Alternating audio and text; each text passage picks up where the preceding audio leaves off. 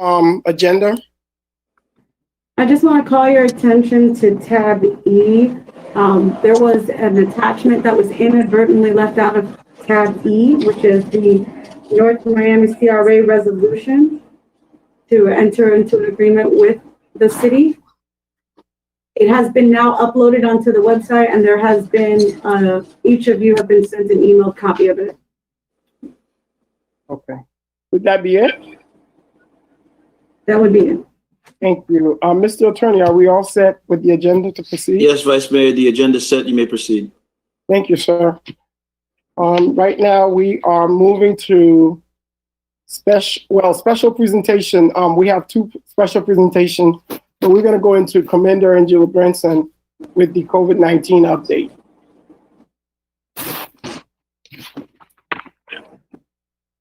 Good afternoon, Mayor, Vice Mayor, Council, visitors, residents. For the record, Commander Angela Brinson, Emergency Manager for the City of North Miami, for a brief update on COVID-19 cases in Florida and Miami-Dade County. Currently, the state of Florida has a total of 441,997 cases of COVID-19. Unfortunately, there's also 6,117 deaths that are COVID-19 related. Miami-Dade County has a total of 107,315 cases. And currently in the city of North Miami, we have a total of 757 cases of COVID-19.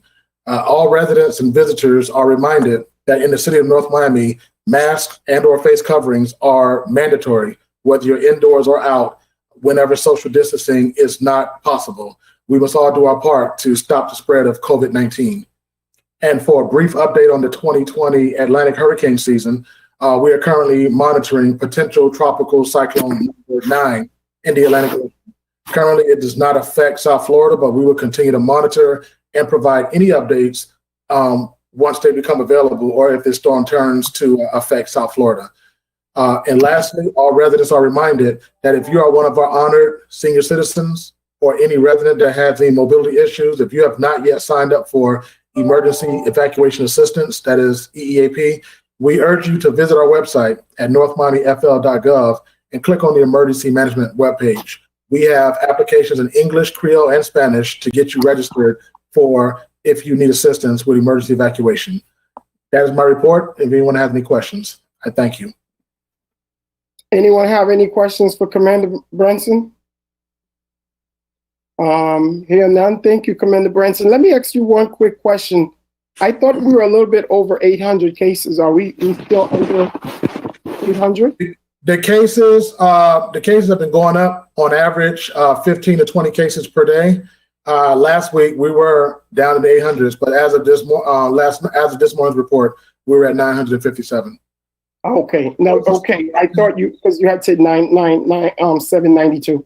Okay. Thank you for the clarification. So it's not looking good. Thank you. And now we're going to have our quarterly budget presentation from the budget department and the finance. I believe finance is first. Miguel, are you there?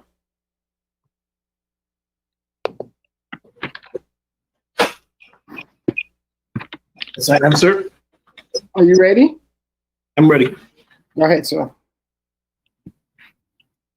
Okay, so briefly, I will present the cash balances as of the third quarter ended 6/30/2020. Where I'll be talking about the balances and how they change from one quarter to the next. So you can proceed with the next slide. Okay, so the balances from 6/30/2020 compared to March of 2020. If we're looking at the operating account, which is the daily investment account, there was an overall increase of 3.8 million from one period to the next. The balance as of 6/30/2020 was 29,968,000. That primarily the primary fund that owns those funds is the general water and sewer fund. Sorry. The utility deposit account, that balance is 2.3 million. That hasn't changed. It only changes at the end of the year. The flexible spending accounts and the replacement benefit accounts, those vary just based on claims that are filed by the employees. And those aren't really consequential balances anyway. They're only only a couple $1,000s in there anyway. The lockbox account is the account where mail-in payments are sent to. So when customers make their payments for utility bills, it goes into the lockbox account, but it's immediately turned over and wired over to the daily investment account. So that account's balance just varies based on, at the point in time, whether the funds were transferred to the daily investment account or not. The Corvell account is the insurance, the claims insurance account where the liability claims are paid out of. That account is just funded to handle claims as they come due.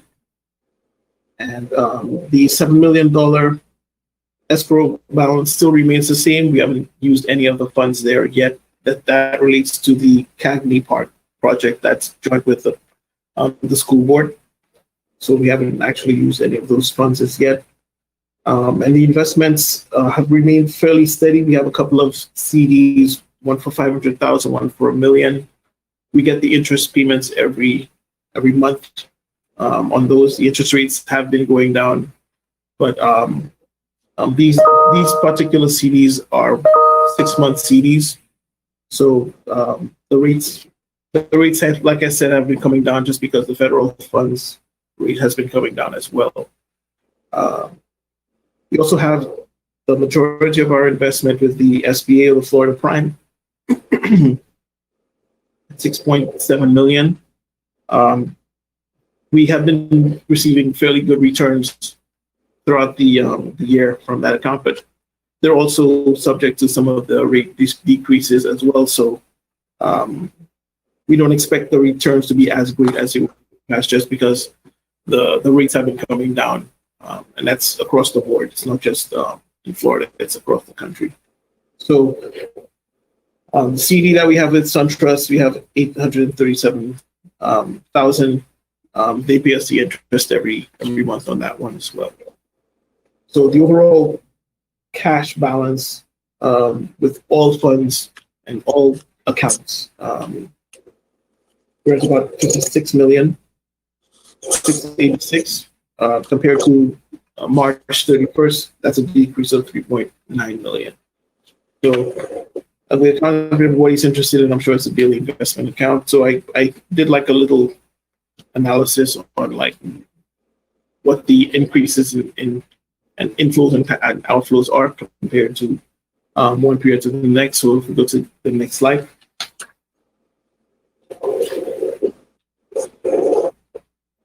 Okay, so the overall decrease in cash flow from March 31st to June 30th, I broke it down by month. So in April, there was an overall net outflow of 1.7 million. The inflows for that month were 6.1 million, meaning the cash that we took into the account was 6.1 million. I did an average cash inflow just looking at April's from the past 3 years. So that's April of 2019, 18, and 17. And just comparing just for purposes of how we were tracking in this new normal.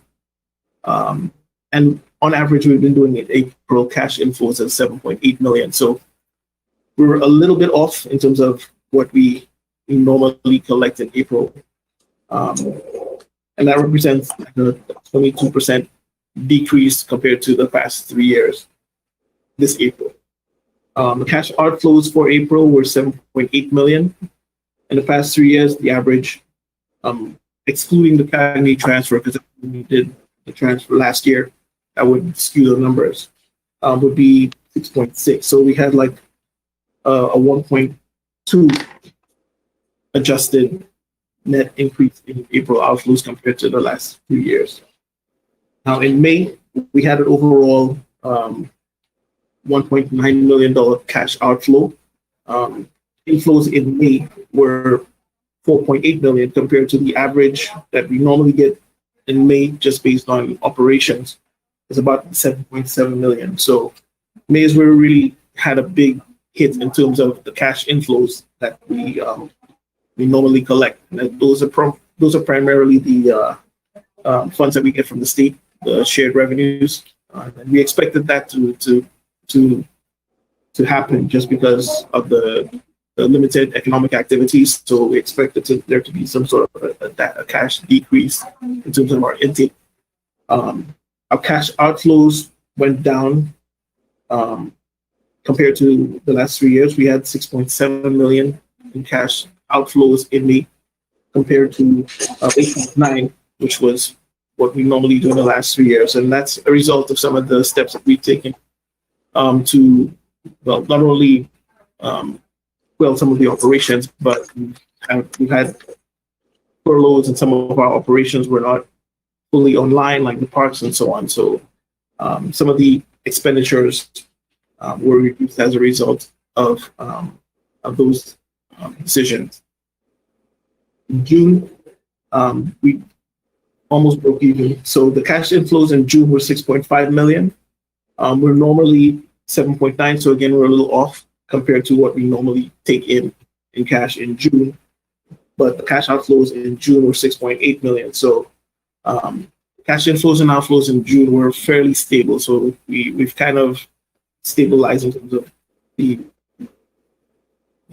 payments that we make and the monies that we bring in compared to prior 2 months. So if we're just looking at it from a cash perspective, we've done what we can in terms of limiting the spending in terms of cash outflow. And in terms of the amounts that we take in, have to do what we can for in terms of things we can control, like for example the utility billing, but things with regard to the state collections, we really just at the whim of the conditions. The next slide is just I just put together go to the next slide. I just put together last 3 fiscal year June balances just for context purposes. 2018 versus 2019, they're fairly consistent in terms of the balances that we had from last year to this year. In 2018, we had a much heftier cash balance in the investment account. And the changes in terms of like why the balances went down, I kind of went to that. It's a function of the increased contribution, the increased salaries, and also the monies that were transferred from the escrow account. As you can notice there, we don't have the 7 million escrow transferred in 2018. So that 7 million transferred out of the daily investment account. So if there are any other questions, that concludes my presentation.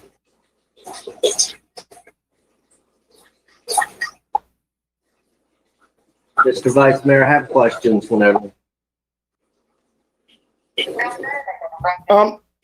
Just a point of privilege, the mayor did arrive. I think he's here, Councilman Galvin, so he'll take over. And I'll ask a question after you, sir. Thank you. Go ahead. All right, thank you. Welcome, Mr. Mayor. Thank you. It was very difficult for me to hear that presentation because it was choppy. So I'm going to do my best to ask questions.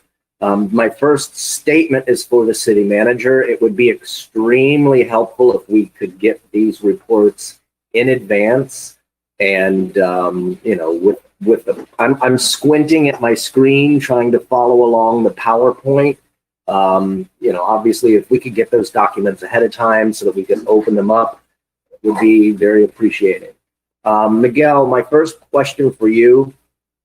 And if you said some of these things already, I apologize. Like I said, the audio was bad. Are these shortfalls in the last 3 months COVID related or related to something else?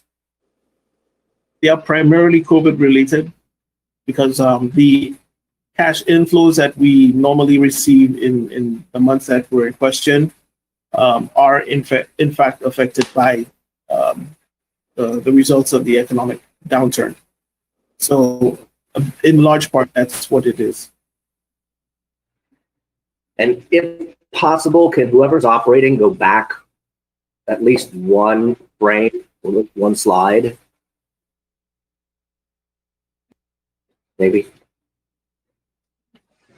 What previous No. slide?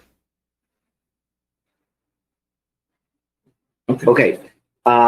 Thank you. On this, it says that on the cash inflows, it represents, for instance, month of April, represents a 22% drop in April cash inflows. Is that April this year till April 2020, or is that March 2020 to April 2020?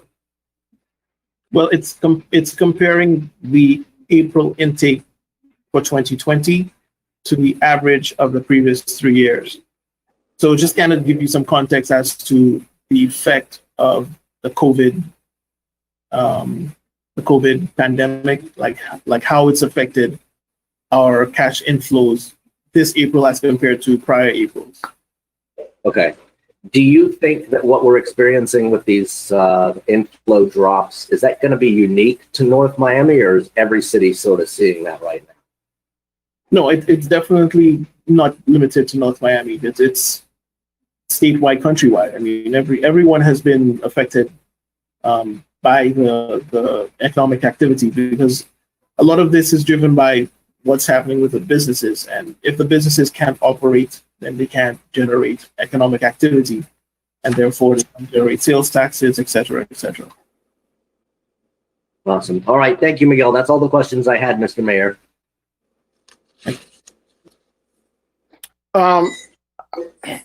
I do have Yes. one question, Miguel.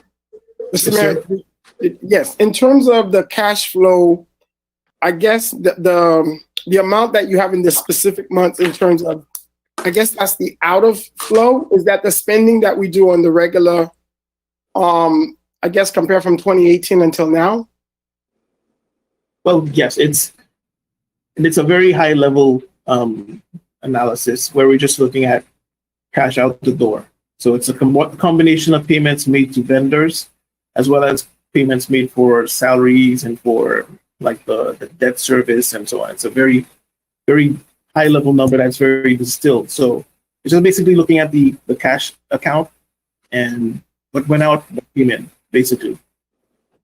Okay, because my question, I thought we took some measures that would, I guess, decrease the overall number, especially with COVID, but it seems like it's a little bit more than the previous year. Not too much more, but I don't see where we made of the reduction in terms of, folks not working, the part-time folks, all of those other things.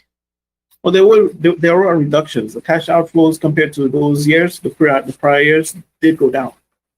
So yeah, there is definitely an impact in terms of savings, in terms of cash, not as much cash going out of the door compared to prior years. There's definitely been an impact, because if we had spent at the rates that we normally do compared to those prior years, we would have not had as lean a decrease. It would have been a lot bigger. Okay. I think that's it, Mr. Mayor. Thank you very much. Any other questions, Carol? Yeah. Again, it would be nice to have these reports sooner. To me, an analysis of this year to last year, millions or not is. I mean, I'd rather see, I think, line items, how we're broken down into. And I'm not talking minutia. And I guess our next report, we're going to have the budget so we can see what we've thought we were going to have, and or what our revenues were projected and what we actually have. So I guess that's going to show us a little better. But maybe it would have been better just to have a little bigger breakdown of total revenues, the different categories, because our revenues might be different anyway, or we might have been getting revenues from something else that we didn't get last year. So that analysis didn't quite do a whole lot for me. It doesn't tell me, it's not apples and oranges. So I'm hoping we'll get what I'm looking for in the budget review. Thank you. Yes. Yes, any other questions? No questions? Thank you. Madam Morgan, and who's next? And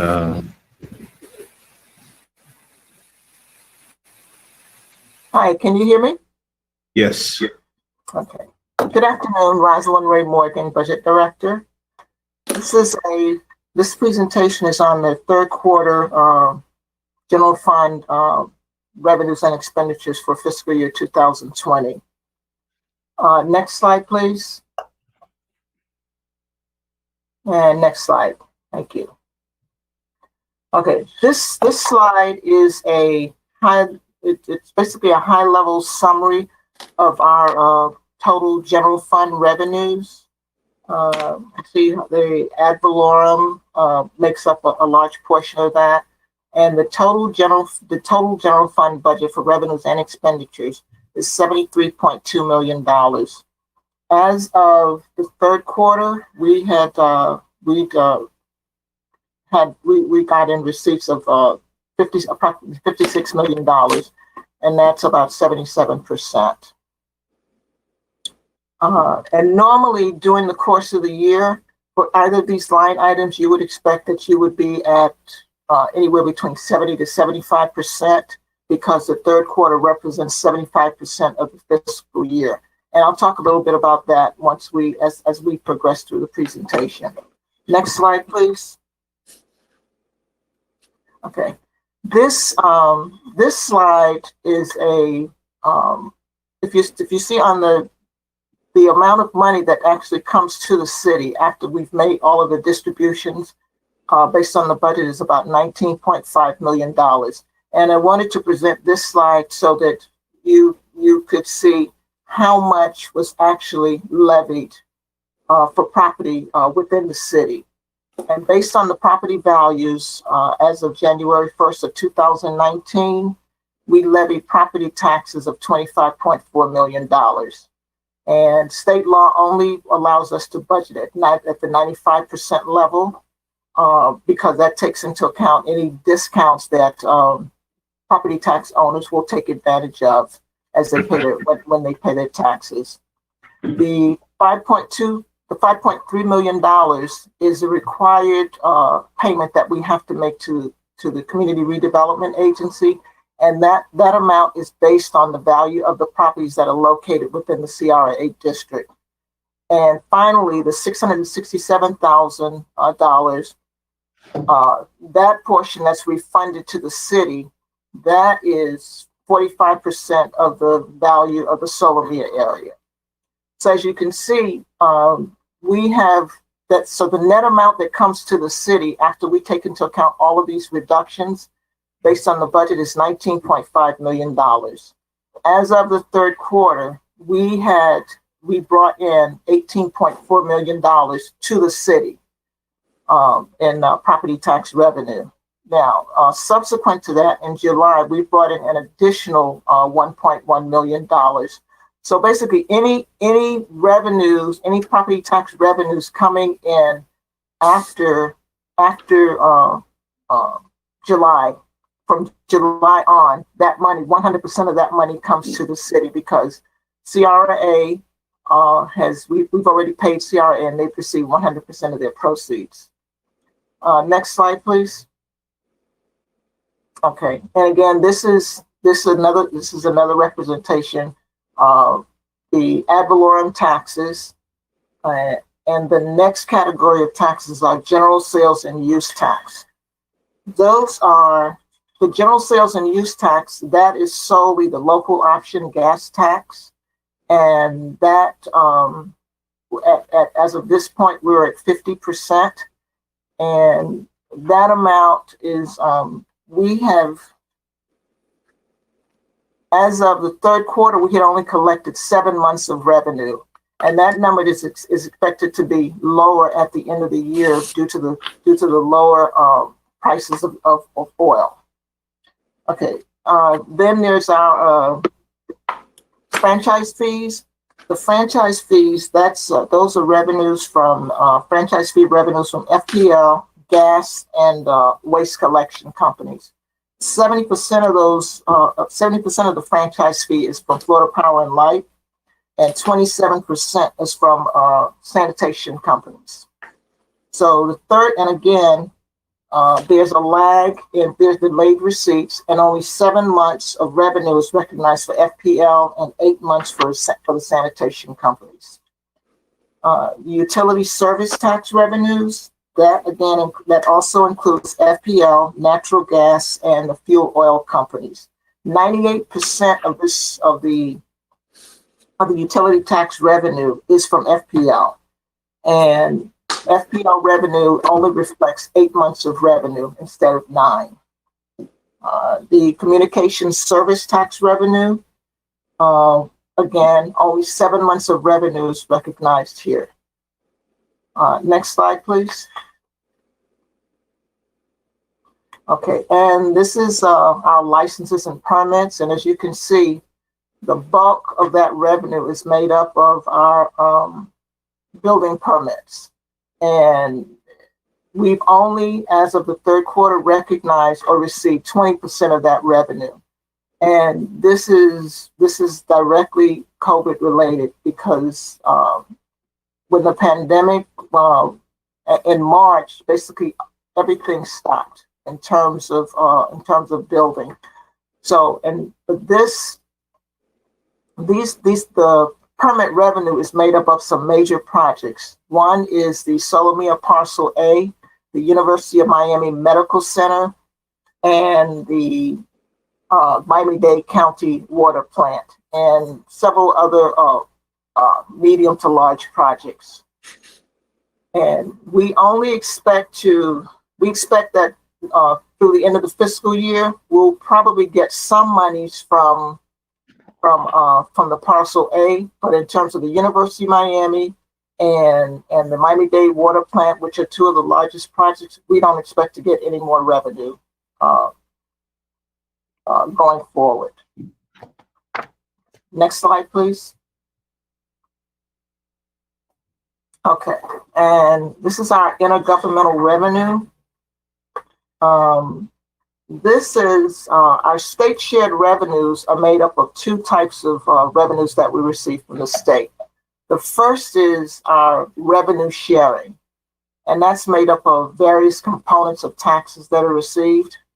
In April of this year, we received notification from the state that our revenue sharing would be reduced by at least 50%.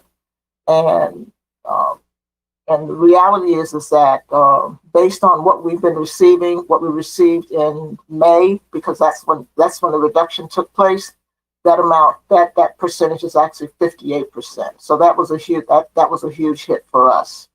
The second portion of that is our 1/2 cent sales tax, and we expect that number to be much lower also. And again, all of this is due to the pandemic. Okay, and then there's the shared revenue from local units. That is the occupational license fees that we receive from Miami-Dade County. Next slide, please. Charges for services. Okay, this first other charges for services, the bulk of that are passports. Okay, that is for includes passport fees, some lien charges, and zoning and minimum housing fees. Okay, and as I said, the revenue from passports, it went down very much as a result of the pandemic. Public safety, that's basically on track, and that includes, for the most part, that is off-duty police work, and that's dollar for dollar. So that revenue isn't, if the expenditures take place, then we get the revenue. So the impact on the budget is is zero. Physical environment, that is our sanitation fees, and that accounts for the majority of the revenue that comes in. And we expect that all of the revenue, particularly from the sanitation fees, will be realized. It's either we'll realize the revenue if we collect it. We recognize it as cash. If it's not collected, then it's posted as a receivable. And culture and recreation, this area really took a hit because that's basically our parks and recreation department. Now, our summer after school and summer camp programs and our tennis programs, they have been adversely affected. So as you can see, we've only collected about 41%. And going forward, that number, we don't expect it to, because we don't have our summer programs. We don't have the after school programs that are taking place. So the impact on that, on those revenues are going to be huge. Next slide, please. Okay, these are our fines and forfeitures. And again, this is related to COVID-19 or the pandemic. The judgments and fines, those are fines from the special magistrate and the code enforcement board. There have not been, the special magistrate, that's where the bulk of this money comes from. And there have not been any meetings, any special magistrate meetings since March. And we're not sure whether any meetings will take place before the end of the fiscal year. So again, that is the impact of COVID-19. Violations of local ordinances, those are citations that are given out, and that amount is at 53%.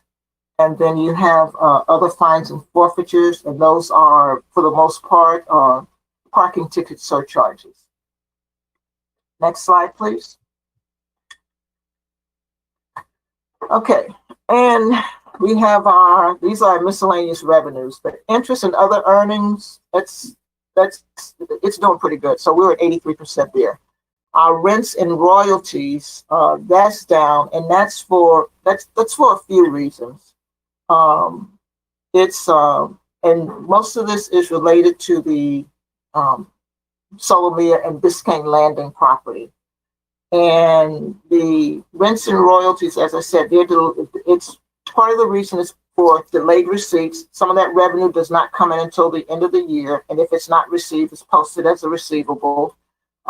Another reason is some of the revenue is going to decrease as a result of the land sale that took place in March, where we got the $10.7 million. And there's an accounting transaction that takes place at the end of the year. So all of those things coupled together affects this number and the percentage. Next, our contributions and donations, they're doing well. They're well above they're above the 75% level. And the disposition of the fixed assets, this is that the budget is comprised of or let me back up for a minute. The $8.950 million, that includes the $1,750,000 that's budgeted. Now that $1,750,000, those are proceeds. That's the principal and interest payment that's due to the city from the sale of land to the Ovita partners. And the balance of that, so if you subtract the $1,750,400 from the $8.9 million, you're left with $7.2 million. Now that $7.2 million is a portion of the $10.7 million that we received in March for the sale of the land. The other $3.5 million was as approved by the council last September, was included in our budget. It was a budgeted number. the $7.2 million was not budgeted. And so if, next slide, please. So if you see on the sale of general fixed assets, that's where the other $3.5 million is sitting. So the 7.2 million and the 3.5 million, that gets you to your 10.7 million, which is the amount of the proceeds that we received in March. The interfund transfer, this is the $628,000. These are funds that were advanced from the fleet trust fund to replace the roof on at MOCA. And you won't see an amount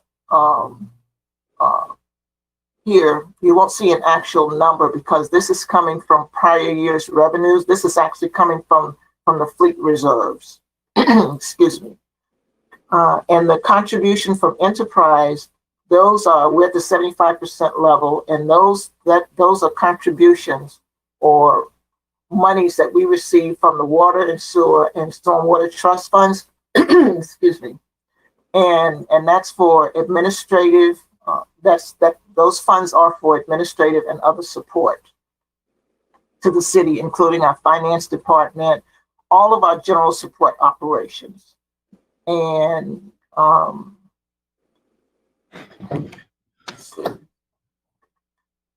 That's it? and the next slide. Awesome. Okay. And this slide basically is it's a comparison. It's a comparison between basically what was collected at the third quarter in the fiscal year for 2018-19 and 2019-20. And overall, you can see that number increased a bit. Next slide, please.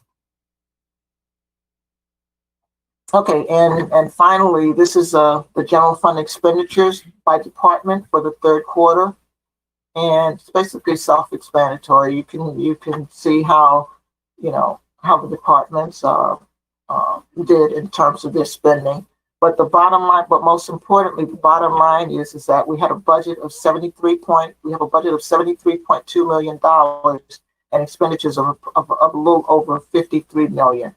And for fiscal year 2020, that percentage is 73%, which is reasonable. And the next slide, and that basically just shows where we're balanced with our revenues and expenditures. Total amount of revenues that have come in, 77% of the budget, and the total amount of and the amount of expenditures, it's at 73%. That concludes my presentation.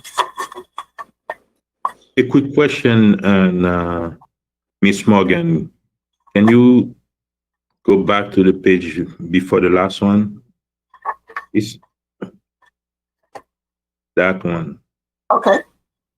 And you said for 2020, our expenditure, they are at 73% versus last year, 72%. Correct. Are you telling us we spend more money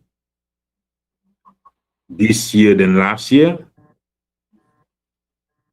No, well, it's all relative because it depends on the level of the budget and the expenditures.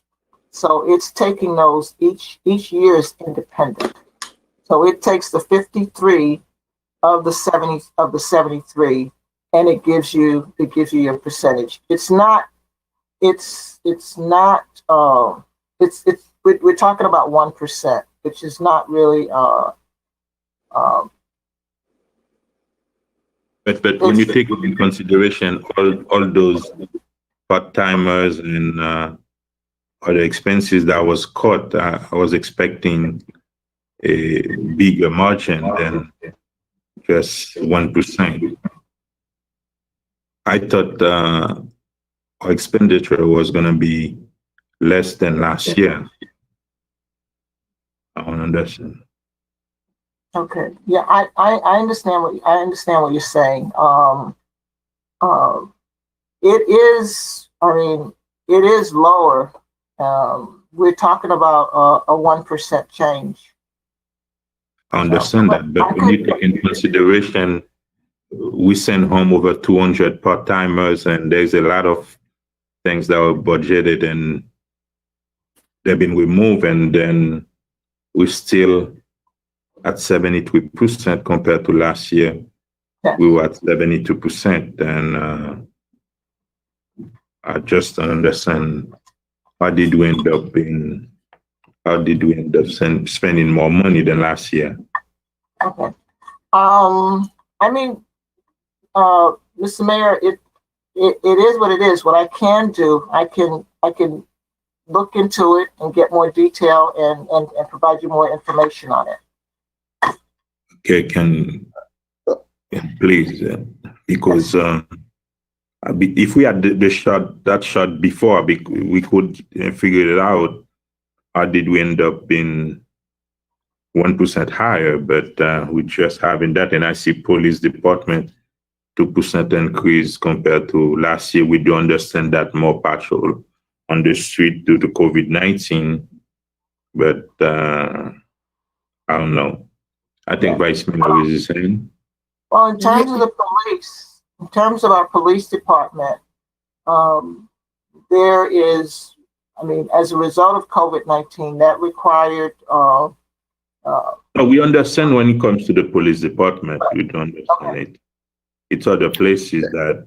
No, I wanted to hear you say, Ms. Morgan, as a result of COVID, you were saying it requires what? No, you mean on the police? Yes, you were saying this. There's more overtime with the officers. Oh, like right now, or when? From last year? Well, or when? early on, I'm not. Oh. I know that's through the third quarter because. Okay. Yeah. Let me ask you my question. In terms of, in line with what the mayor was saying, so right now we should be at 75%, more like based on this chart, because this is 75% of the quarter. So if someone or department is over, perhaps I see police, I see budget. Is it budget? Yeah, I think it's budget. But everything else is kind of average 70. Would that be a concern, or is that normal that we will end the year, or they will end the year okay? Is that normal, or? Based on what we've, based on our meetings with departments, most of the departments are going to come in under budget. There are certain things that take place. Everything is not basically even throughout the course of the year. So some departments may have made a larger expenditure, but in those final 3 months, expenditures may be less. So in some instances, it basically evens out. Okay. My next question was about the slide you had regarding Parks and Rec. I don't know if we could go back to that. I think it was the changes of service. Yeah, in services. Yes, right here. So in terms of that, the 913, that almost $1 million, that was what we budgeted in terms of what we will be getting based on previous years? Correct. Okay. Okay, and we have 41%. Okay, I think so. Where the public safety, is that the tickets from the officers, or what? No. What is that? Public safety. That's mainly for off-duty police work. Okay. And reimbursement for overtime. Okay. And my last question was about, I think it was in change in services. There was something with 0%. No, it wasn't. It was the non-revenue. Non-departmental, where it was 0 and. Which it was, well, the budget was almost 900 and something. No, it was towards the end of it was the last page. Yeah. Expenditure. That's where you want. Yeah. Yes, right here. So the non-operational sources. What is that? Let's see here.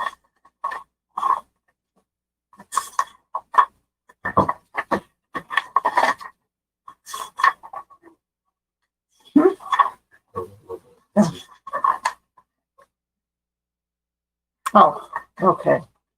Those are our reappropriations from purchase orders. For instance, there are a number of purchase orders that were encumbered in 2019, but the full dollar amount was not spent.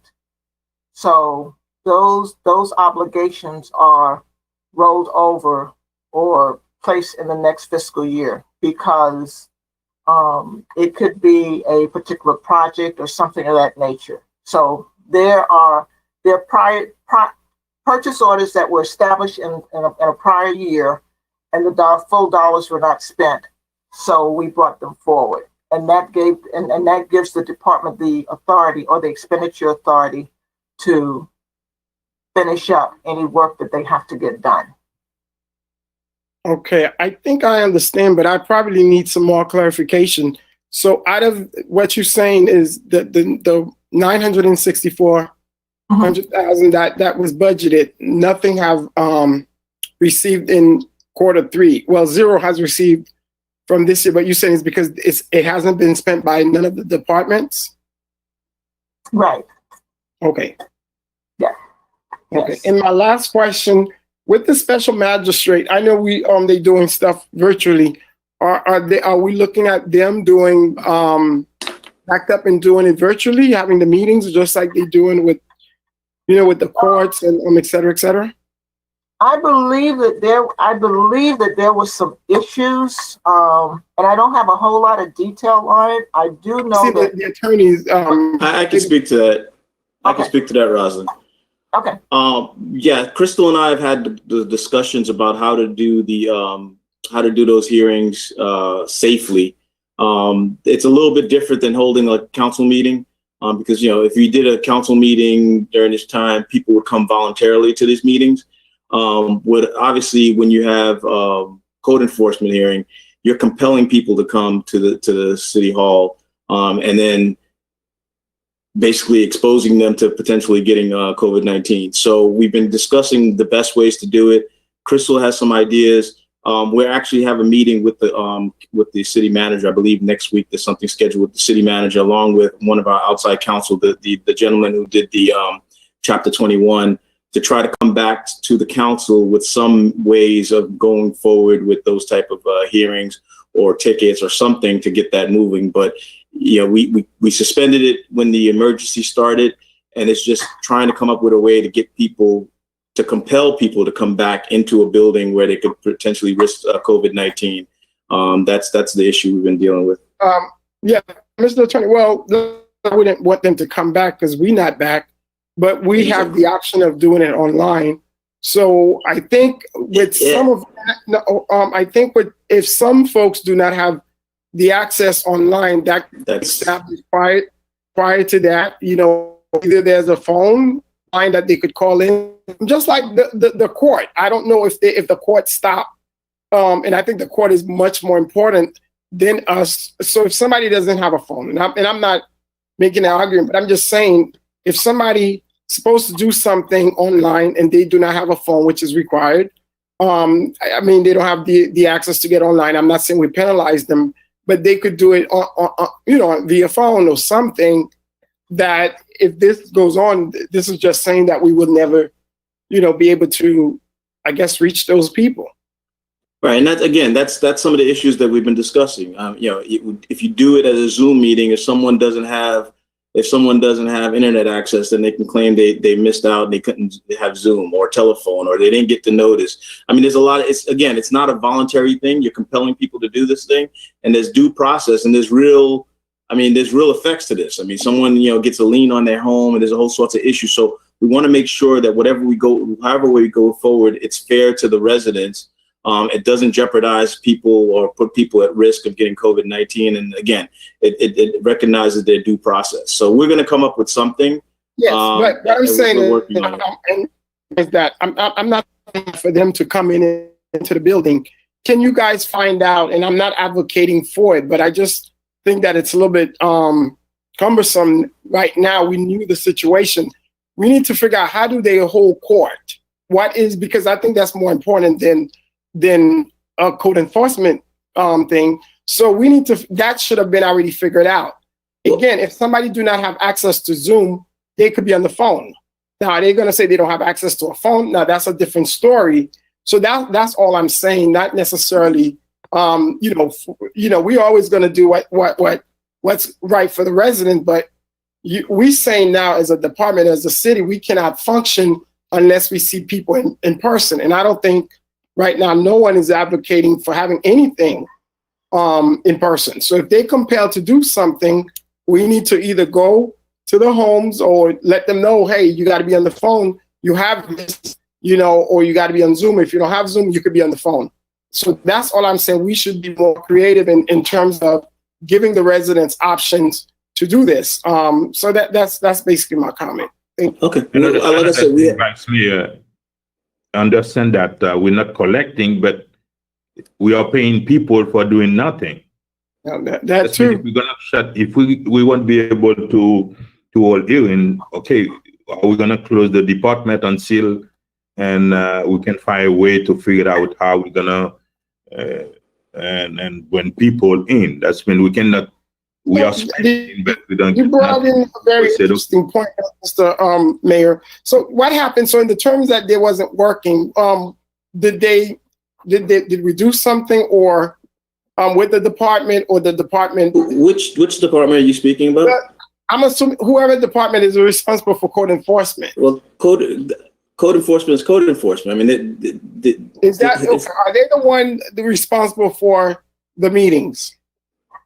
They bring they bring the case to the code enforcement. Okay, hearing, so my question would be, maybe not necessarily you, but since you here for them, what did they do? Did they stop? I'm saying, since they're not working, in terms of that, was there something else that they end up doing?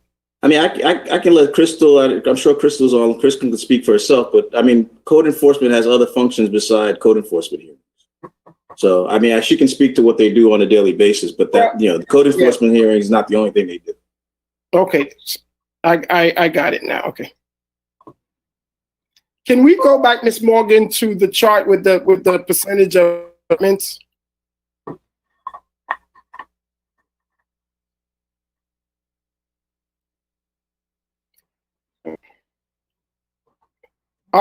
Are you going to be able to email this to us once we're done, Ms. Morgan?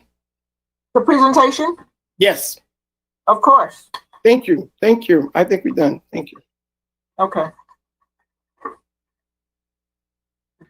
Ms. Morgan, another question, and can you put back that's it, and the revenue for the total? Is that the last page?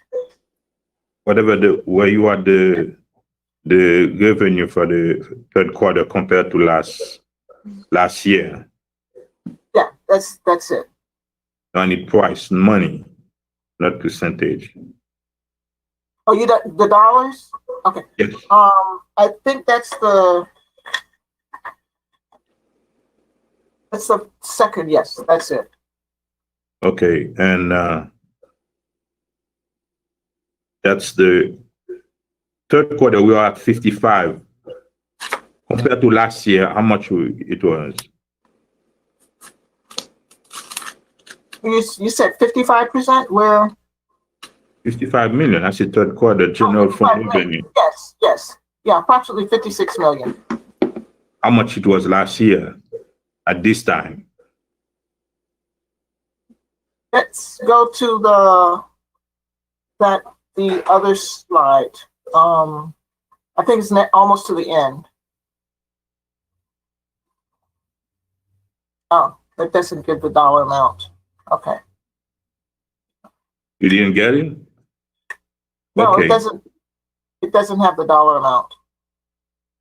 That's mean we were at 67% at this time last year, and now we are at 77%. Right, but that's 67 because of this. Because of the Solemia, right? Right? I'm sorry? Because of Solemia, right? When you say Solemia, the sale of the land. Oh, yes. Yeah, Yes. just Yes. because of that, right? Yeah.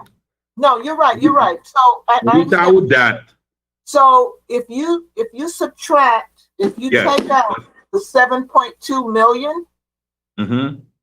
okay, because remember it's 10.7. Without 3.5 that. of that is included in the budget. That puts you at 67%. No, 67% was the third quarter of last year. No, what? Okay. For the revenues, okay, Mhm. the 55. Okay, Ricardo, let's go back to that previous slide where it's the general fund revenue. Right. Yeah, right here. Okay. Mhm. The $56 million, that includes the 10.7 million. Okay. But 3.5 million of that is included in the budget. Yeah. So that has to stay. So Okay. if you take the 10.7 minus the 3.5, that leaves you with $7.2 million. Okay. Mhm. If you remove that $7.2 million, that 77% now becomes 67%. Become 67%. Correct. Okay. Which But you means, include the 3.5. That was budgeted. yes, the 3.5. Okay, So compared to last year. Compared to last year, where I believe it's can you scroll to, oops, what happened? Oh, hold on.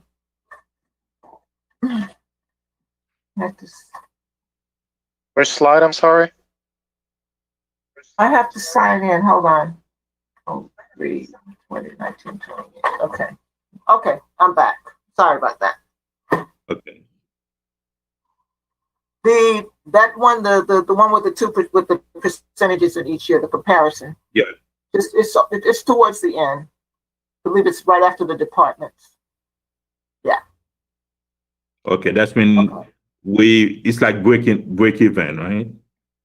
Yeah, it basically says that you're the 67 same and because 67. without that money, it takes you down to it drops you by 10 points, 10 percentage points. Okay. Okay. That's when we didn't add any revenue, even with the sales. If we take out the 7.1, but we still at 1% higher when it comes to expenditure. Thank you. That's my last question. Okay. Wes and I see Carol. Oh, Yeah, Councilwoman. okay, thank you. First, the comparisons are nice, but our budgets are different from year to year and the different types of expenses. So like we just explained, the miscellaneous revenues of 145, we had extraordinary revenues coming in. We also had the 3.5 million from the sale, which was in the budget. That was an extraordinary revenue. So comparing this year to last year's, it's good to see, but it's not the real issue. My question is, would have been helpful for me. I can go back and get it, but we have a chart with the amended budget. My question is, why don't we have another column for the original budget? And yeah, so we've got amended budget going down. We're in the third quarter. We should have the original budget that we voted on. And this is a very big problem that I had after reviewing last year's CAFR. Okay. We amended the budget by about $4 million, and I don't know who amended it. I guess the manager did. I'd like to see what the amendments are and why we're amending them, and for what reason, if we have any large numbers. So yes, we're on target after we've amended the budget and seen, oh yeah, but we're not going to receive this, and well, we spent a little extra, so we're going to amend the budget to show it, so we're right in line. And that's not that percentage. The chart we were just looking at with the percentage received or expended goes with the budget that we amended to show the under receipt of revenues or over expenses.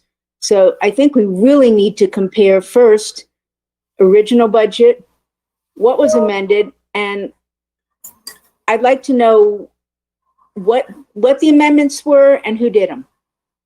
Because, I mean, that's something I think the council really needs to see, how we're amending the budget and why.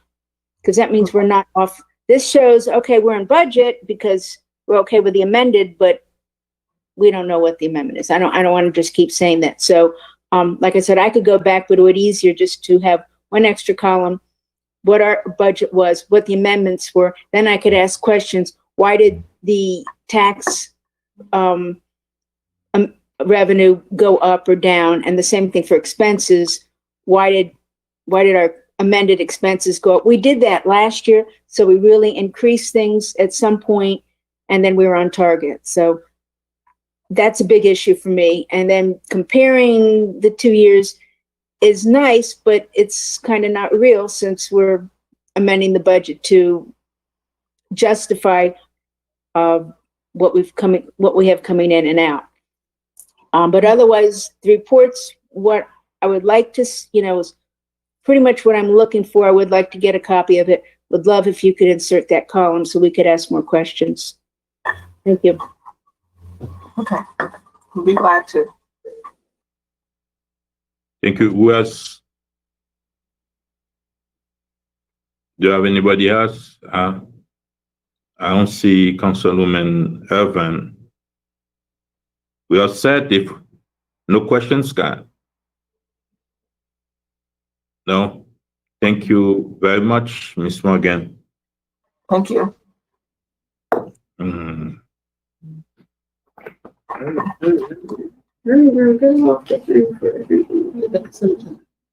All right, unless a member of the city council wishes to remove a specific item from this portion of the agenda, tabs A through D constitute the consent agenda.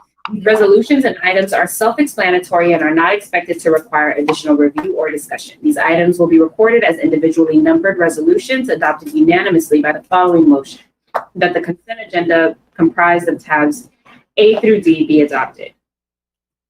Thank you very much. Can I hear a motion on the consent? So move. Second. Second. Thank you. I have a motion. Oh, go ahead. Sorry. Yes, go ahead. Are you opening for a public hearing? No. It's consent. Go ahead.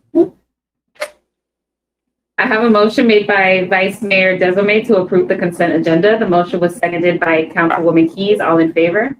Aye. Aye. Opposed? Motion carries 5-0. Thank you very much. The question I was going to ask Madam Clerk is, at the beginning of the meeting, did we observe a minute of silence in honor of, you did it? We did not. Oh, in memory of Congressman John Lewis.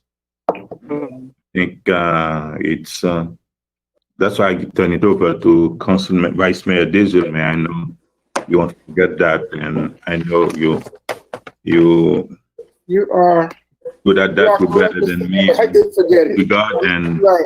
if we can please take a moment of silence in memory of Congressman John Lewis, and after that I have a letter to read from the State Attorney's Office.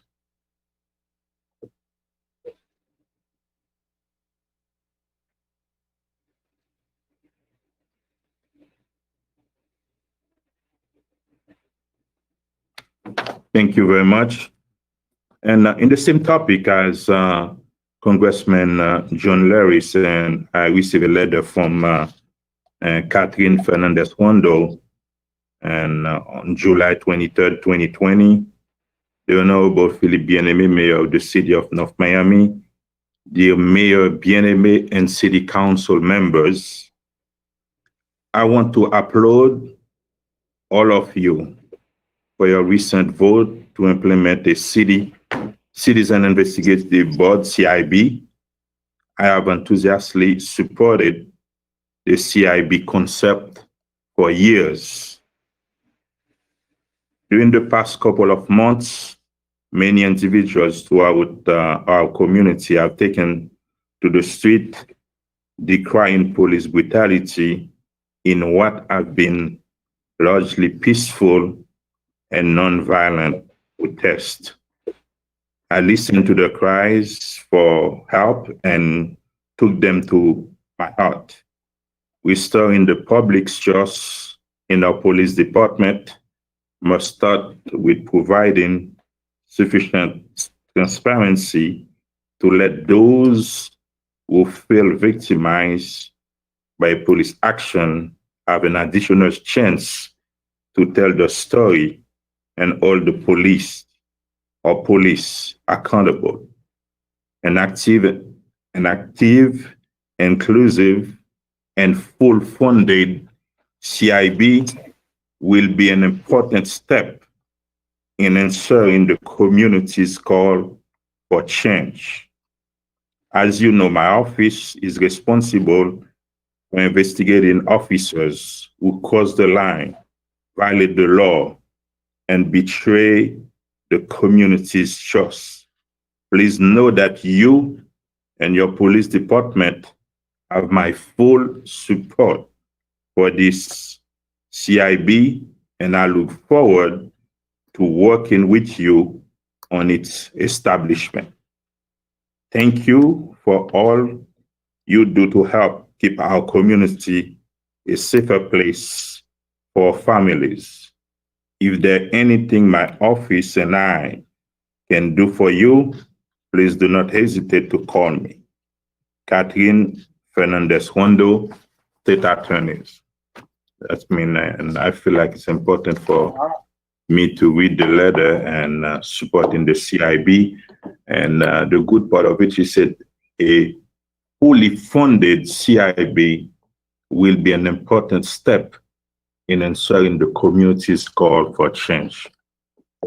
And Madam Clerk, you can. If I may, Mr. Mayor, would Yes. you allow me a minute? Yeah. Yes, go ahead. I want to thank the state attorney. That was very, very surprised. I did not know of this. And I guess we know her stand in the community in terms of what you do, but this is really, really important to us. I just wanted to say that. Thank you. Yeah, and we have to mention that we may not be the only one who have a CIB, but when you're talking about a fully funded CIB, is a big difference. Well, well, we are the first in Miami, in Miami-Dade County. Although Mayor Pinellas did try, and they did it, it was, it's trying to come back again on the county level. But in terms of a city, we are the first. City of Miami was forced to do it by the Justice Department. So it wasn't something that they did out of goodness of legislation. So I do want to take that pleasure to say we are the first city in Miami-Dade County to do this. And we do want to thank the state attorney. Thank you. Thank you very much. Madam Clerk, next item on the agenda.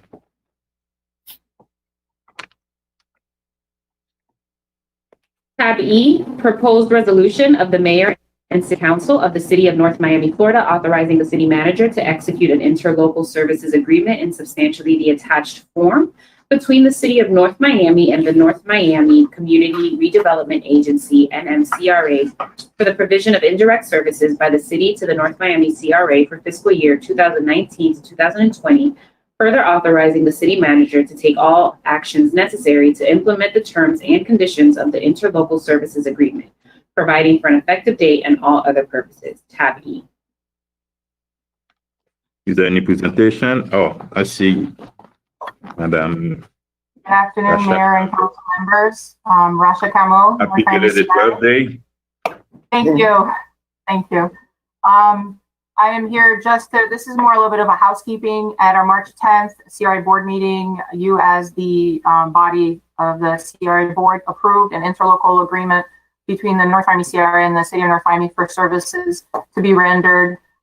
They provide us the support services that we need to operate efficiently and at a fee. So this year, the fee is $358,383. You had approved this unanimously, and it was set to be on the March 24th City Council meeting, but unfortunately due to COVID, it was postponed.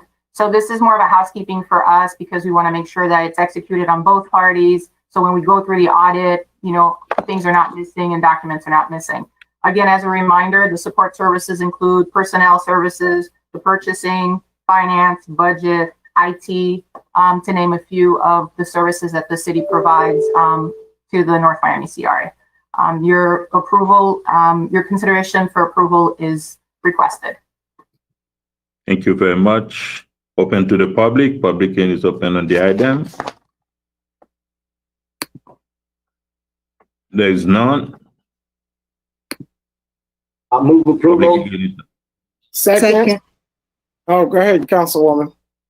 All right, good afternoon, everyone. Thank you for attending this afternoon's virtual regular council meeting. This meeting will allow live public comment by attendees.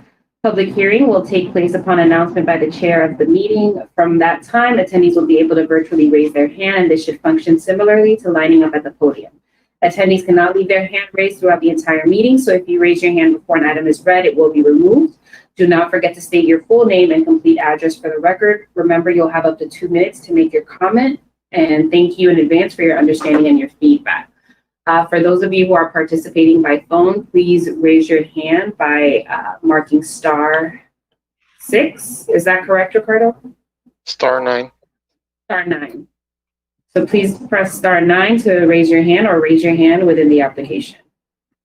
There are no hands raised, Mayor. Thank you very much. But who made the motion? I'll make the motion. And Councilwoman Esme Irvin seconded it. I have a motion made by Councilman Galvin to approve the item at tab E. The motion was seconded by Councilwoman Esme Irvin. All in favor? Aye. Aye. Item passed. The motion carries with a 5-0 vote. Thank you very much. Tab F, proposed second reading ordinance of the mayor and city council of the city of North Miami, Florida, providing for a text amendment to chapter 29 of the city of North Miami Code of Ordinances by amending Article 7 definitions and Article 5 Division 19 entitled Temporary Uses to modify general limitations for temporary uses and structures and establish the criteria for specific temporary uses and structures, providing for repeal, conflict, severability, correction of Scrivener's errors, codification, and for an effective date. Tab F. Thank you very much, Madam Clerk. Do you have any public comment on the item? No, but if you'd like to open it for public comment, I will let you know if hands are raised. Again, if you're on the phone, please press *9 to raise your hand.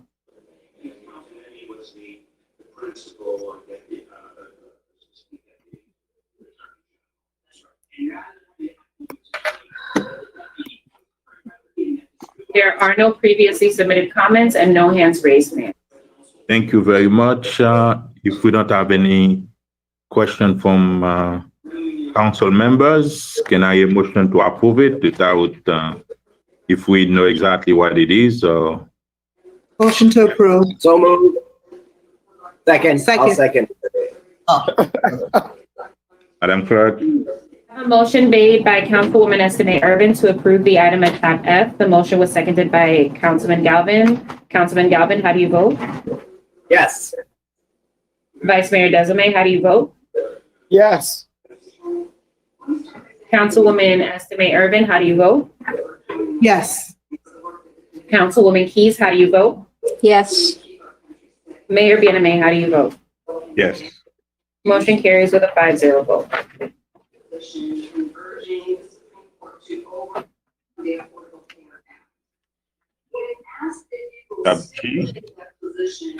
Tab G, discussion and approval of proposed date for first budget hearing on Thursday, September 10th, 2020, second budget hearing on Thursday, September 24th, 2020, and set a tentative millage rate.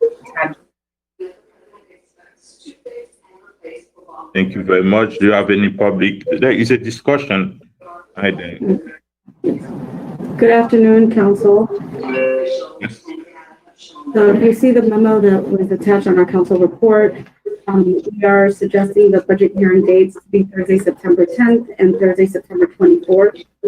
Our proposed millage rate, tentative millage rate for our calculation as required is to hold the tax rate at the current rate, which is 7.550 for the next year. We do have some budgetary concerns going into the next fiscal year.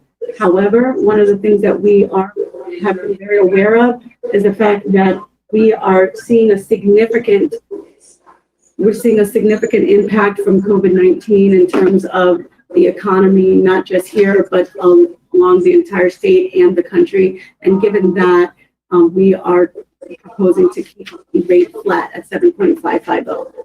And just as a reminder, we can submit this rate, and as long as we don't go higher, we won't have any additional costs.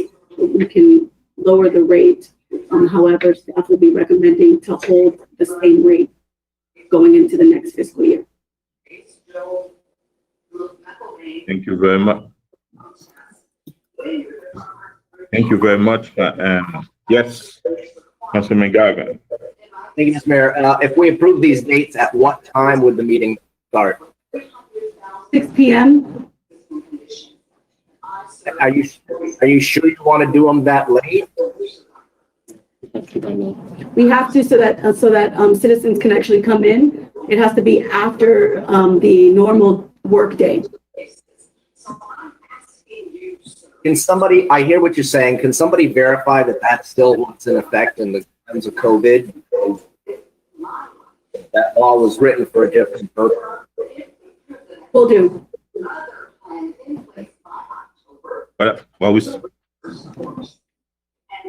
Thank you. I can't. You're done, Councilman Galvin. The question has been answered. Okay. Who else want to speak?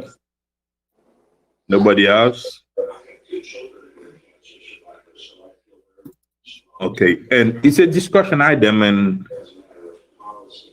to set the millage rate, I thought we need a resolution to vote on now. To set the millage rate at right no, now. in the past, we don't have to have a resolution, but we do vote on the millage rate. Okay, we have to vote on the millage rate, right? So that it can be submitted, Okay. a tentative millage rate. And I can I hear motion to keep the millage rate at 7.5 as it was last year, moving forward? So moved. I had a question. Go ahead. Yes, go ahead. No. Go ahead. It's okay. It was just a question.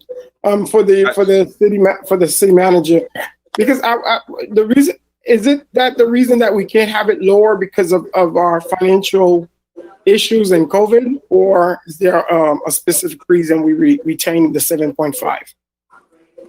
No, we keep it at 7.5 at the budget hearing. We always can lower the rate. We cannot go higher. But Okay. can go lower. Yes. Okay. Yeah. Never mind. Thank you. We could always lower it there, but I gave staff's recommendation based on our outlook in the budget. Got Is it. to approve the line there. Thank you. Thank you very much. Madam Clerk, can you vote? Would you like to open for public comment? Oh, we did both before, no? Yeah, open it. That's fine. Okay, so if you'd like to comment on this item, please raise your hand or press *9.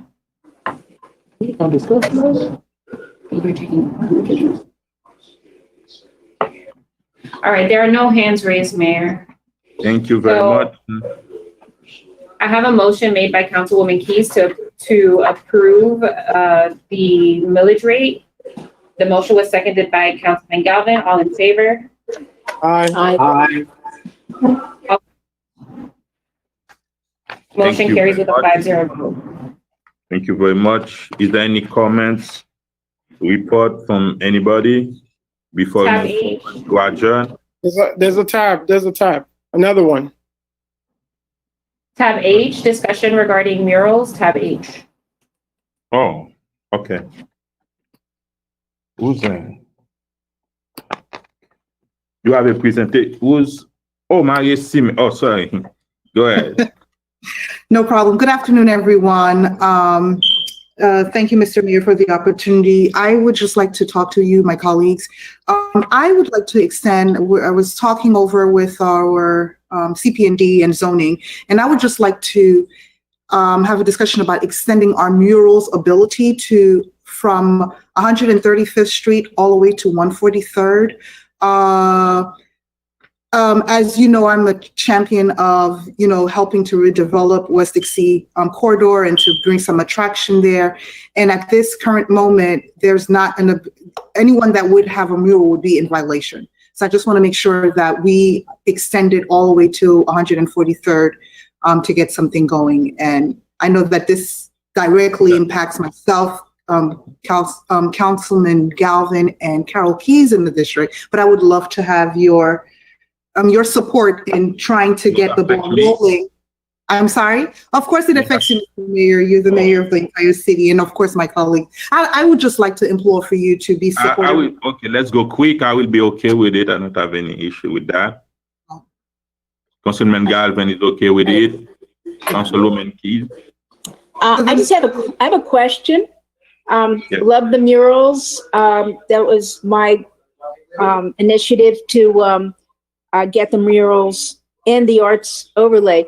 But speaking to the attorney, we're going to have to do a zoning change or a overlay change. And we're going to have to go to planning commission. We're going to have to go send this to the state for approval.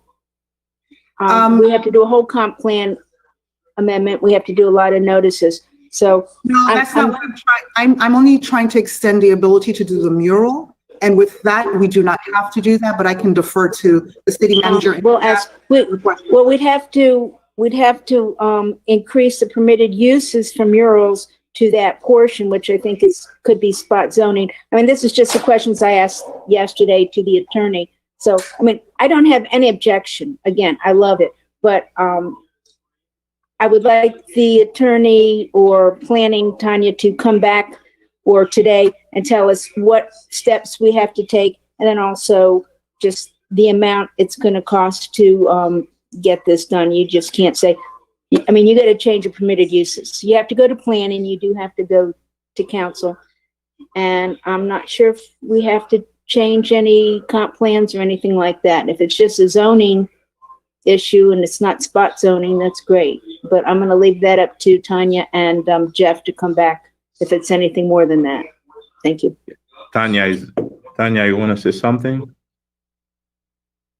Thank you, Mayor and Council. Tanya Wilson with Community Planning and Development. Just to clarify, it sounds like a councilman is requesting just a change in the location of where murals are allowed.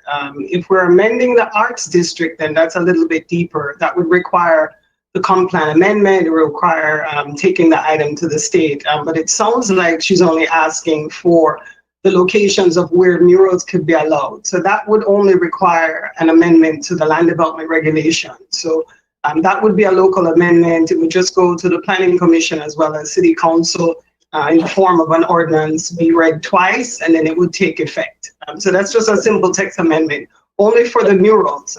But if we're talking it's not a spot zoning issue? No, it's not. Right now, the murals are permitted in the C3 district as well as some portions of C2BW. We would have to decide where exactly along Dixie you'd like to see those being permitted. And then we could go within the land development regulations to write that language within. So it's clear where the murals would be allowed. So I would need direction from this body to determine where exactly along Dixie you'd like to see the murals allowed, since currently not the entire corridor is allowed. But now we extend it to 143rd at the city border. That's been. Is that the collective decision of the board? I just need direction on it, so I'm clear as to what the text is. Let me ask this. I'm okay with it. Go ahead, Councilwoman. Go ahead after that. Yeah. No, hopefully my comment will help address everyone else's. I would like to extend it there, but please, if anybody else sees where it can be placed, I'll be great. This is a good time to do that. That's what I was going to say. Go ahead, Vice Mayor. Yes, my comment is I don't want 7th Avenue. I do not like murals, but I will support any of you, any of our colleagues. I actually like the one you have, Carol, in front of City Hall. That one is nice.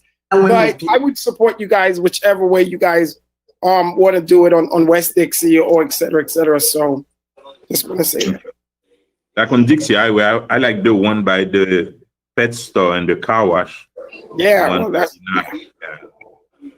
I sponsored that one. There's a beautiful dragon mural. Hey, that was our first. That was our first mural. There's a beautiful dragon up in Unincorporated Day that would look really good in the Chinatown district. That's what I was talking. It's funny. But you didn't mention the one in the city, the one by the car wash on 139. Mentioned. I did not vote for that project on 139 and the flag and for the renovation. I have to say that they did a phenomenal job and very nice in the corner. And I hope that the CRA can find some tenants for that building. They did a very good job, and we fixed the parking lot in the back and the car wash at the mural. And but probably without a permit. Huh? I don't think they had a permit for it. So I don't know. That's code enforcement and that could legalize it. I don't know. Okay, but it's very nice in the area, and I have to thank they call it, the Miami will call it the flag lady, and I have to thank her. She did a good job in the renovation. And are you clear, and Madam Wilson? Yes, sir. Okay, thank you very much. I'm glad Harold mentioned the dragon, because I mural during my this morning to the attorney. I forgot the term, but I was telling him there is a that's the karate building, Carol, right? Yes. Okay. Yeah.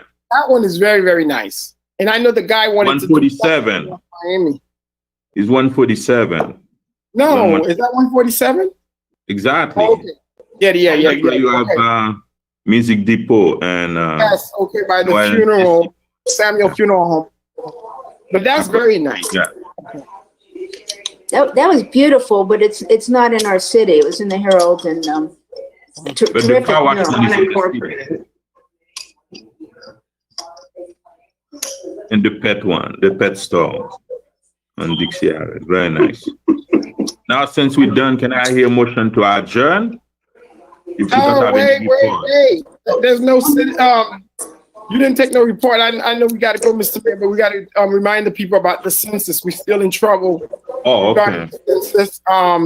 So please do that and let everyone that we need to let everyone know that this mandate for wearing masks is still in effect. I was very disappointed driving around our city. A lot of people not taking this seriously, and I was at UM, and they were asking us, please, because it's a dire situation and people are relaxing, thinking that this thing is over. And more people, as you see, we're almost up to 1,000 people in North Miami who had this virus. So it's still important. And we need to remind these people, if you are out on the street, I would like for code enforcement. That's what I was asking for. If they're not doing these, whatever percentage of energy they put in doing these these code enforcement hearings, they should be out there just making sure that the cities, just like City of Miami and all the other cities who are mandated, and in fact, they're giving people tickets, although we haven't gotten that far, but we need to make sure that people know that it's important that they do that here. A question, and even a month, and we spoke about it at the last council meeting, is about the census. Can the manager telling me what action are we taking so we can bump our number, because we are sleeping at 56%. We've been sleeping, and it seems like we're not taking any action to boost and our number. So good afternoon, Council. So what we've been doing is we are working, we have some proposals, we're waiting on some additional proposals for our census outreach, and the city attorney will be drawing up our agreements for our city outreach group. We plan to start them on August 10th with each of the groups so they can do outreach. We are looking at the tracks that have the lowest numbers, and we are going to be assigning those tracks so that way the teams can go out to the places where we have the lowest numbers. And at the same time, we need to reach out via media, radio also, because that's what we've been doing for months, and it seems like we are sleeping at 56%. But why is on the 10? Why don't we start right now or yesterday? Because we have to get into agreements with the outreach groups that we're working with. I understand, Madam Manager, you knew that this is your second council meeting, but the deputy been working on this thing for over a month. I think they've worked on the plan. We have worked through, in terms of internal things that we need to do for the census, we are working on that. In terms of getting into working with outside groups to do the outreach, that is taking a little bit of time. Okay, if we can move forward, please. We don't have to wait for the 10 because, and we need to boost. Now we on the average with the county. Yes, because Mr. Mayor, the county, and we've been sleeping at 56% for quite some time. Please, thank you very much. Mr. Mayor, if you allow me, it is alarming because I don't know if that 50% represent if we would be an entitlement city. I don't know where we are in the count. So it is not a playing, these folks, although this pandemic is something, but this is really talking about money, talking about everybody, representation on the council, the staff that we have, because this is very important. So the census folks did get in touch with me. They are going to go out and do their door-to-door in September. The goal was always we go before so that we wanted to be at 75% at least by the time that they get there, because I'm not really confident that if we couldn't do it, if they would. So the tracks are looking good, but in some areas, District 3 and District 4, they're not too bad, but some other areas due to the buildings. So there's a lot of buildings, Center Court and other buildings around the city that we just need to make sure that those people know and they answer it, because by now I don't think it's going to happen unless we go, because technically it should have been over. So it's very important that we get this done. Yeah, especially when I check, those cities who don't need those pennies from the federal government, they're doing better than us that really, really, really need those pennies so we can and serve the people. And that being said, can I have a motion to adjourn? If we don't have any further, Madam Clerk, you don't have any reports, nothing? Yes, I do. Citizens Forum is now open, so please press *9 if you have any comments left to Citizens Forum. Randy Grice, 40 Northwest 124th Street, North Miami, Florida, 33168. Good afternoon, Honorable Mayor and City Council. I'd like to take this time to applaud the city's clean team. The team has been very responsive in resolving my complaints, shopping carts around the city in particular. I've noticed an influx of shopping carts from various stores being left around the city. I've seen a Home Depot shopping cart as far west into the city as the corner of Northwest 125th Street and North Miami Avenue. Are there any penalties for businesses when their shopping carts are left scattered around the city? Thank you. Marcela Gutierrez, dear council members, I am the chair of the library's advisory board, and I want to express my concern over the unrealistic expectations of managing the library with 3 FTEs and keeping the same hours of service. We worked hard to get the hours extended and have the library fully staffed. The hiring freeze of our 2 librarian positions will make it impossible when we fully reopen to maintain the level of operation. I urge you to exempt us of the hiring freeze. Sincerely, Marcela Gutierrez. Mayor, if I may, I also just wanted to emphasize on what, the reason we took the moment of silence in honor of the Honorable Congressman John Lewis.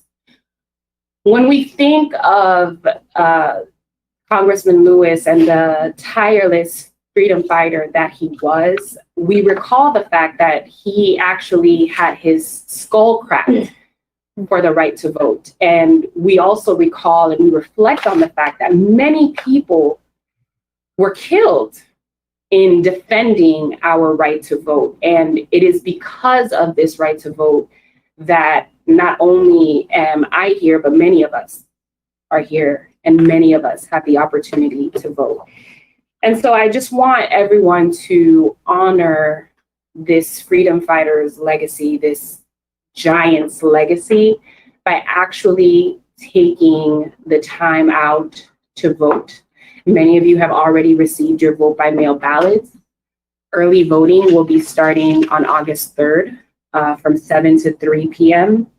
And that will run until August 9th, and then August 10th through the 14th from 11 a.m. to 7 p.m. And from the 15th and 16th from 8 a.m. to 4 p.m. And of course, we know that we have election day on August 18th. It is nice to say in words that we honor this hero and that we appreciate all that he has done. But when he told us that when we see something that's not right or something that's unjust, something that's not fair, he told us to do something.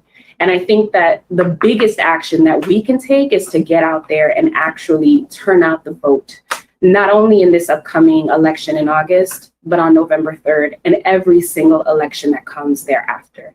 And so I encourage everyone, if you have not already done so, please, if you've received your vote by mail ballot, vote. If you have not received a vote by mail ballot, you still have time to request one. You have until August 8th at 5 p.m. Request one and vote. And if you would like to just vote at the polls, vote early. Make sure that you are not risking your health. And on August 18th, if you choose to wait till the last minute, please make sure that you are in line by 7 p.m. to vote. Thank you so much, Mayor. A question, Madam Clerk. If someone misplaces ballot, do they Mayor, request another one? where did you put your ballot? You can request another ballot from the elections department. You can request another ballot from the elections department and they will pretty quickly get back to you on that and they'll send you another one. It's very easy. You just call the election department. Okay. You call, you don't submit another application. No, because technically it would have already been sent out. You're already registered to receive the ballot. So if you just call them and let them know what happened, that should be sufficient. And it's the same thing for if you need to cure your ballot. A lot of people have bubbled in the wrong candidate or whatever the case may be. You can't cross people out and just bubble someone else in. It's best to just call the supervisor of elections and they'll get you a ballot, a new ballot.